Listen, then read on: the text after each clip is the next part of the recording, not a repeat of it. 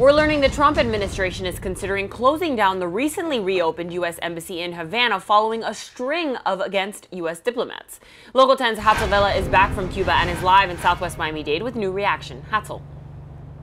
Well, I can tell you we continue to gather reaction from lawmakers here locally, which is why we're here at the office of Congresswoman Ileana Ros-Lehtinen. She is addressing what Rex Tillerson said yesterday on Face the Nation, the Secretary of State, talking about the fact that the U.S. is possibly considering closing down the embassy in Havana. You may remember this is all a result because of 21 American diplomats and workers at the embassy there who were targeted by so-called sonic attacks. The numbers started on the low side, 10 at first, then Local 10 was the first to confirm 19, and now we're up to 21. Several theories circling around Washington as to who is behind this. First, the Cuban government. Second, possibly the Cuban government in association with another nation like Russia. And third, a rogue faction within the Cuban government. Here's what Ileana says she hopes happens in the coming weeks.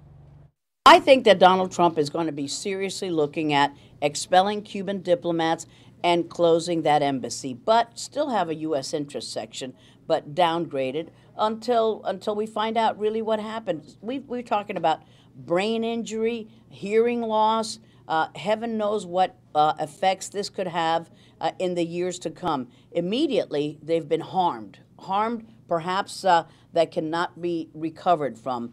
But long term, who knows? Because we're still looking at what the source of those sonic attacks have been.